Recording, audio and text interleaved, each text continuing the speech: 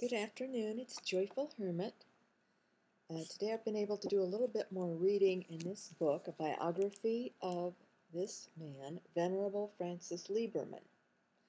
And what I wrote, he was in the early 1800s to a little bit past mid 1800s. He was a Jewish convert to Catholicism and is considered the co-founder of the Spiritans, the community of the Holy Spirit, and that happened to be the community of the priest who visited yesterday and talked with me a little bit and gave me the three sacraments, and who also was the priest at the time when my neck was injured 3 weeks ago today. And he told me again yesterday that right at the time that he had lifted up the host in consecration at the altar, he glanced over and saw these people around me. And he said he prayed then that God would have all in his providence. And he also said that the way these other situations have occurred and what I or others might consider a kind of rudeness or neglect or unkindness in not responding to some calls or showing concern by some of them. He said that often in these situations where someone has spiritual experiences, it's as if God takes a key and locks part of their mind and blinds them to the situation, and then therefore the people do not react in the usual way we may think of kindness or consideration or even response. And the more I told him about what happened, the more he said, forget the people who did this. Of course, I don't know who they were, but don't think about them. And he said, and be careful not to hold any grudges, which is hard to do, especially like today when I've had to be back in bed this afternoon. It's raining and I'm feeling it all in my spine, and that's from old injuries from the car accident years ago, but also my neck, head, and frankly really haven't had the ability to do any of the creative little activities that the other night Jesus told me to do to help pass the time while I waited. But maybe since I'm up now, maybe I can try to do a little something, maybe even a little more reading. That's creative. I like Venerable Libermann because he's very practical, even for his time. This author, Father Van Kam, describes a time in Francis Libermann's life in which he had sent priests to Africa as missionaries, and it was in a time in the life of people there in France and probably everywhere that they were very caught up in the romanticized notion of asceticism, of living hard penitential lives. And so these missionaries, these men went there, and their leader, who was in charge of them and was to report back to Venerable Libermann, got carried away with sort of misguided ideas of how rigorous they should live their lives, and did not do what was practical and common sense for living in a tropical climate, and basically starved themselves by eating very little and died. Needless deaths.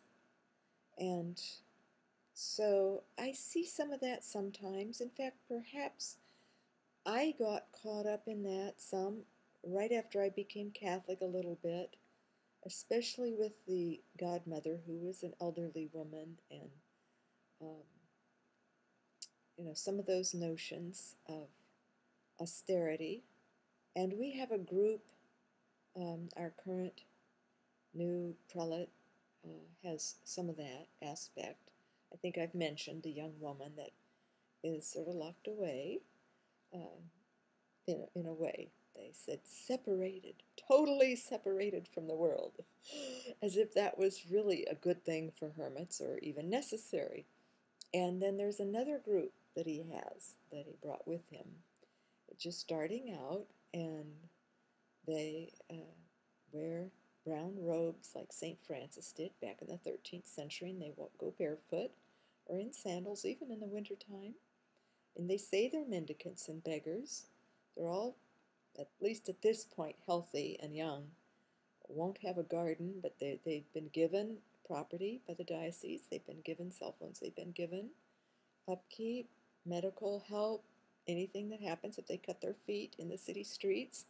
So I have to laugh when I was reading this. I thought, Venerable Lieberman, was thinking, oh no. So, and I've sort of thought that myself, and others have thought that. A little bit misguided, a little bit zealous for the romanticized notion of thinking how the poor would live in this time. It's not like how the poor would live in St. Francis's time. St. Francis lived as the poor of his time. So those are some of the factors that one can mull over in whatever station in life you find yourself and whatever is sensible and reasonable. For me here, today, I am having to deal with not only the physical pain, but still the challenge of what I was told 2 nights ago, that there would be no more messages for a while after that beautiful night that I had of such hope and consolation, and messages from Jesus that were very helpful. But then the next night, when I was simply told that I was going to have to be very, very strong, and was shown that rod of steel about an inch in diameter just standing up in front of me, and that I would feel very, very alone. So it's true, I have felt that way today, and I've had to counter some little thoughts or even memories of things, maybe sort of trying to, like the rain out there, wash off some of the memories or the unhappy or rather incomprehensible aspects of things that have happened since my conversion that defy normalcy as far as how any of us would think people would act or behave, or even odd things such as when I was held against my will in the south of France by a woman named Anastasia. That was a most bizarre and frightening event in my life 4 years ago this spring. I'm thinking of different things in Lent that happened. 6 years ago in Lent, I was awakened in the middle of the night. I had just been basically tossed out of a parish 2 months before by a young priest who we were actually sort of friends. It was a situation in which I had just gotten to that parish, just moved to this area, and within 3 weeks I was shown through supernatural means a very serious problem that he had. So I worked with him, trying to help him, also keeping an eye on everything going on there. And he at times wanted help, and at other times, finally at the end, the darkness won out in what he desired, and he wanted me away from there because he did not want me basically riding herd, even though I didn't really have to do anything or say anything. He could sense, even at night, he told me later, after he had gone for treatment, could sense me standing behind him. And true enough, not that I ever wanted to, but sometimes I would be sent to try to warn and also to be shown that he was still involved in things he should not be. He's no longer in ministry, but that's just one example of some things that I was reminded of and how difficult some Lents could be. This priest yesterday said that he also knew in Africa of someone who has a lot of experiences, mystical experiences, and that he just knows that those people tend to have strange and difficult things happen to them, especially during Lent. But 6 years ago during Lent, I was awakened in the middle of the night, and a woman was standing by my bed. And she told me who she was without using words.